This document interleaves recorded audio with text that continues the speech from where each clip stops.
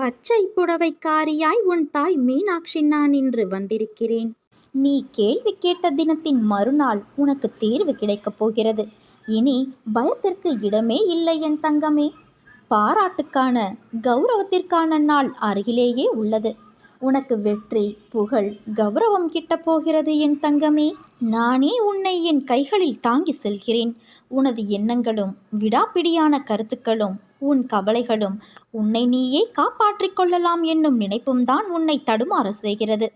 எதை வேண்டினாலும் சரி, என்னை பார்த்து அன்னையே நீங்கள் மனம் வையுங்கள் என ஒருவன் சொன்னால் என்னால் செய்ய முடியாத காரியங்களே கிடையாது. பிறகு அவன் தன் கண்களை மூடிக்கொண்டு நிம்மதியாக உறங்கலாம். என் மீது முழுமையாக நம்பி வேண்டினால் மட்டுமே உனக்கு வேண்டியதையெல்லாம் நிறைய கிடைக்கும். உனக்கு வலிக்கும்போது உனது விருப்பத்திற்கு தக்கவாறு மட்டுமே நான் அதில் ஈடுபட வேண்டுமென நீ நினைக்கின்றாய். என்னை நம்பாமல் உனது தேவைக்கு நான் வளைந்து கொடுக்க வேண்டும் என எண்ணுகிறாய். நோய்வாய்ப்பட்டிருக்கும் போது ஒரு மருத்துவரிடம் தனக்கு வேண்டியவாறு சிகிச்சை அளிக்கும்படி கேட்கும் நோயாளியைப் போல இருக்காதே. அப்படி இல்லாமல் கஷ்டமான நேரங்களில் கூட அன்னையே இந்த பிரச்சனையை தந்ததற்காக உன்னை வாழ்த்தி வணங்குகிறேன். நீ விரும்பும் வண்ணம் இதற்கான தேர்வை இந்த துயர் மிகுந்த தற்காலிக வாழ்வில் நீ அளிக்க வேண்டும் என வேண்டுகிறேன். எனக்கு எது நல்லதென உனக்கே தெரியும் என வேண்டு. ஒரு சில நேரங்களில் கஷ்டங்கள் குறைவதற்கு பதிலாக அதிகமாகுவதாக உணரும் போதும் அதற்காக பதட்டப்படாமல் கண்களை மூடிக்கொண்டு அன்னையே உனது விருப்பமே நிகழும், நீயே அதை எண்ணுவாயாக என பிரார்த்தனை செய். அப்படி நீ செய்யும்போது தேவையான நேரத்தில் ஒரு அதிசயத்தை நான் நிகழ்த்தி காட்டுவேன். என்னை நீ முழுமையாக நம்பினால் மட்டுமே நடக்கும். நான் எப்போதும் உன்னையே நினைத்து கொண்டு இருக்கிறேன் என் தங்கமே. உன்னை என் கண்களில் வைத்து காப்பேன். உனக்கு கஷ்டகாலம் முடிந்து விட்டது. புண்ணியம் சேர்ந்திருக்கிறது. பாவம் விலக்கப்பட்டுள்ளது. அதனால் நீ இப்போது என்னுடைய வழிபாட்டை செய்கிறாய். இதை தெரிவிப்பதே நன்மையான விஷயம். கஷ்டகாலம் முடிந்த பிறகும் கஷ்டப்படுவானேன்? புண்ணியம் சேர்ந்த பிறகு அனைத்தும் நன்மையாக நடக்கப் போகிறது. நடக்கும் முன் வருத்தப்படுவானேன்? நீ நினைக்கும்போது நான் உனக்கு தரிசனம் தருகிறேன். கேட்டதை கொடுத்து நான் உன்னோடு இருப்பதை உறுதி செய்கிறேன். எவ்வளவு பெரிய கஷ்டமாக இருந்தாலும் நீ என் மீது நம்பிக்கை வைக்கும்போது நான் உனக்கு அதிக நம்பிக்கையையும் தன்னம்பிக்கையையும் தருவேன். உன்னை இந்த அற்புதமான அழகான உலகத்திற்கு அறிமுகப்படுத்தியவள் நான். உன்னை நிச்சயமாக அனைத்திலும் இருந்து பாதுகாப்பேன். நீ விரும்பியது அத்தனையும் உனக்கு நான் வழங்கப் போகிறேன் என் தங்கமே. என் துணை உனக்கு எப்போதும் இருக்கும். சில நேரம் என் குழந்தையின் நலனுக்காக வழிகளுடன் நடக்க வைப்பதே தீர்மான சூழலாய் அமைகிறது. ஆனால் அது நீண்ட நாள் தொடரும் அளவிற்கு நான் உன் அன்னை விடமாட்டேன். நீ தோள் சாய உன் அன்னை நான் இருக்கிறேன் என் தங்கமே. வீணாக நீ கலக்கம் கொள்ளாதே. வா, வந்து என் அருகில் இளைப்பாறு. உன் இன்னல்கள் துன்பங்களை அகற்றி அமைதி கொள். விரைவில் உன் பிரச்சனைகளை தீர்த்து உன் வாழ்வில் நிம்மதியையும் மன அமைதியையும் அளிப்பேன். எது கிடைக்கிறதோ அதை மனதார ஏற்றுக்கொள். இங்கு எதுவுமே கிடைக்காதோர் ஏராளம் உள்ளனர். புதிய வாழ்க்கையை நான் உனக்கு தரவுள்ளேன். பழைய தவறுகளை மீண்டும் செய்யாதே. சந்தர்ப்பங்கள் உன்னை மீண்டும் தவறு செய்ய நேரிட்டால் என் மந்திரத்தை நீ உச்சரித்து வா. அது உன்னோடு பேசும். அனைத்தையும் நான் பார்த்து கொள்கிறேன் என் தங்கமே. உன் மனதில் குதர்க்கமான எண்ணங்கள் எழுந்தால் அதை விட்டுவிடு. அதை பெரிதாக எடுக்காதே.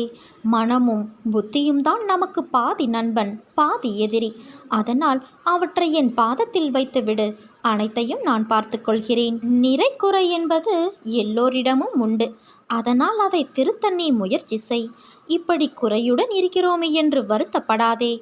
உன் அன்னையான நான் உன்னோடுதானே இருக்கிறேன். நான் உன்னை கவனித்து வருகிறேன். ஏதோ பெரிதாக நடந்தது போல யோசித்து கொண்டு இருக்கிறாயே, அப்படி என்ன நேர்ந்தது? நீ அதை சொல்ல தயங்கினாலும் நான் அறிவேன். தயவு செய்து தேவையில்லாமல் யோசித்து கொண்டு இருக்காதே. கவலைகளுக்கு இடம் தராதே. ஏற்றத்தாழ்வுகள் இல்லை என்றால் நீ வாழும் வாழ்க்கைக்கு ஒரு அர்த்தம் இருக்காது. மனதில் பக்குவமும் தைரியமும் இருந்துவிட்டால் நீந்திக்கொண்டு வந்துவிடலாம். நீயோ இவை அனைத்தையும் கடந்து வந்துவிட்டாய். நீ எனது செல்ல பிள்ளை அல்லவா? உன்னை கண்டிப்பதற்கு உன் தாய் எனக்கு மட்டும்தான் உரிமை இருக்கிறது. கவலைப்படாமல் இரு. என்னை தாண்டி என்னை மீறி எதுவும் நடக்க விடமாட்டேன். என் அனுமதியின்றி எவரும் உன்னை நெருங்க விடமாட்டேன். உன் அன்னையான நான் இருக்கிறேன். தைரியமாக இரு, தன்னம்பிக்கையோடும் இரு.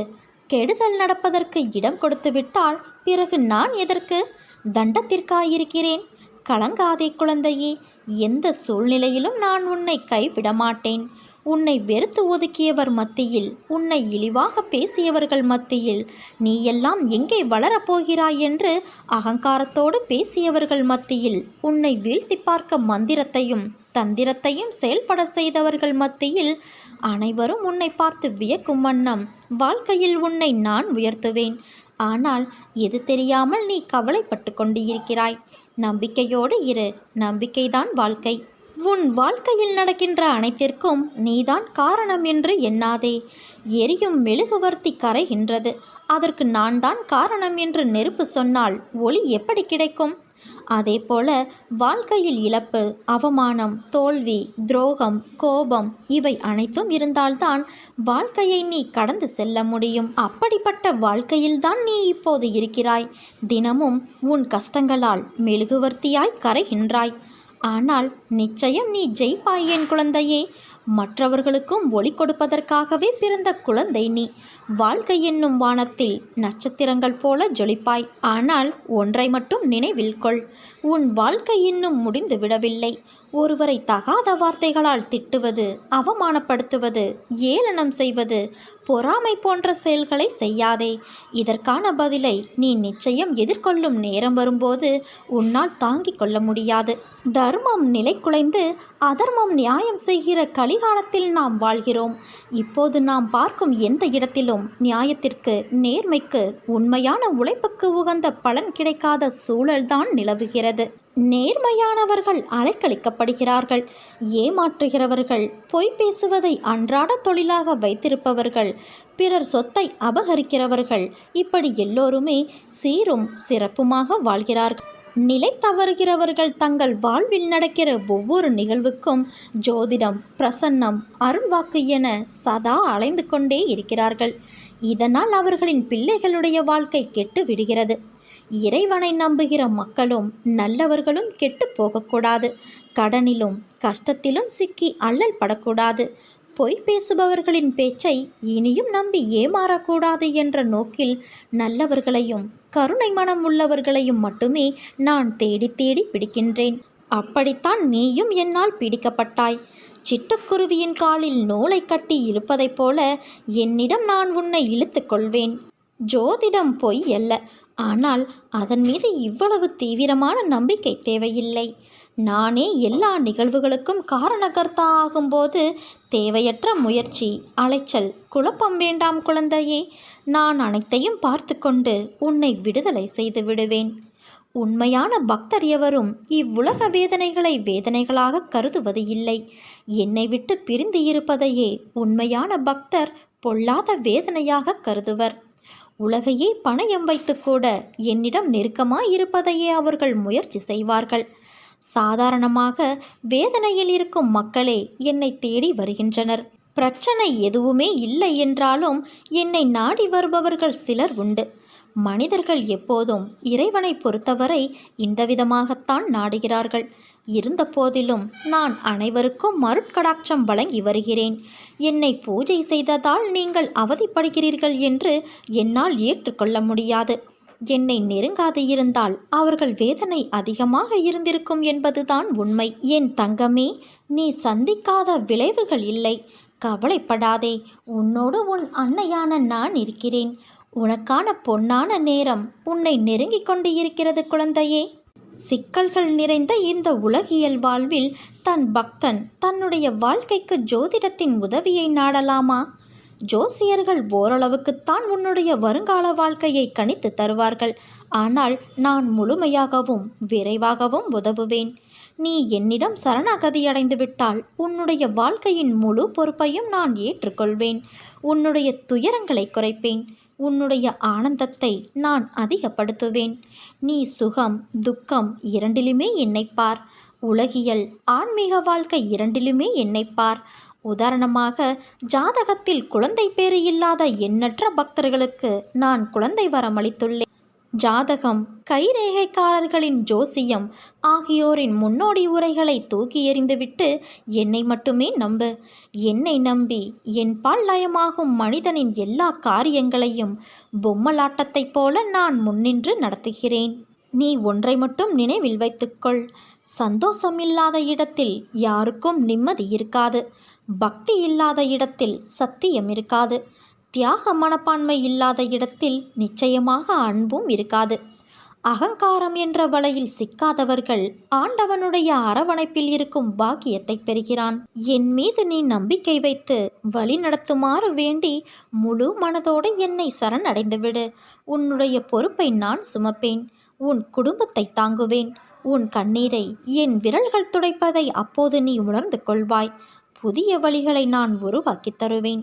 நீயாக எந்த சிக்கலிலும் வலிய போய் மாட்டிக்கொள்ளாதே குழந்தையே. ஒரு செயலில் ஈடுபடுவதற்கு நீ 1000 முறை யோசிக்கிறாய். நான் எடுத்த முடிவு சரியா, அவன் வினவியது சரியா, அது நிஜமா இல்லை பொய்யுரைக்கிறானா என்று இப்படி யோசிப்பதை முதலில் நிறுத்து. ஏன் இப்படி நீ செய்கிறாய்? ஒரு பொழுதும் எதற்காகவும் கலங்காதே. ஒரு முறை உன் மனம் சொல்வதை கேள். மாற்றான் சொற்களை உன் செவி கொடுத்து கேட்காதே. எடுத்த முடிவை என்றும் எதற்காகவும் மாற்றிக்கொள்ள நினைக்காதே. உன்னை பற்றி தெரிந்து கொள்ளும் நேரம் வரும். எதையுமே கேட்டு வாங்கி கொள்ளக்கூடாது. தானாக வந்தால்தான் அதற்கு சிறப்பு. வாழ்க்கையில் புரிந்து நடை போட்டு பழக கற்றுக்கொள் குழந்தையே. பசிக்கு அன்னமிடுவதையும் கடினமான சூழ்நிலையிலும் உன்னிடம் யாசகம் கேட்டு வருவோருக்கு முதலில் உதவி செய்ய பழகிக்கொள். அவன் என்னிடம் முறையிடுகிறான். நான் உன்னிடத்தில் சேரும்படி அவரை அனுப்புகிறேன். அனைவரும் வியக்கும் வண்ணம் வாழ்க்கையில் உன் அன்னை நான் உயர்த்துவேன் என் குழந்தையே. வீசும் காற்றுக்கு அளவுகோல் தெரியாது. பாய்ந்து சுழன்று வரும் மலையான நீருக்கு அளவு இல்லை. சுடர்கொண்டு எரியும் நெருப்புக்கு அளவை எட்ட முடியாது. பரந்த ஆகாயத்திற்கு எல்லை என்ற அளவுகோல் இல்லை. நீளம் என்ற பரந்த பூமிக்கு ஆழங்களின் அளவுகோல் இல்லை. அதேபோல நீ போகும் தூரத்திற்கும் கடக்கும் பாதைக்கும் உன் அனுபவங்களுக்கும் அளவுகோல் உண்டா? இவற்றுக்கே இல்லை என்ற போது உன் வெற்றியை மட்டும் உனக்கு நான் அளவுகோல் வைத்தா கொடுப்பேன்? உனக்கான எல்லாம் தக்க சமயத்தில் கொடுத்து நான் வாழ வைப்பேன் என் தங்கமே. நம்பிக்கை வை.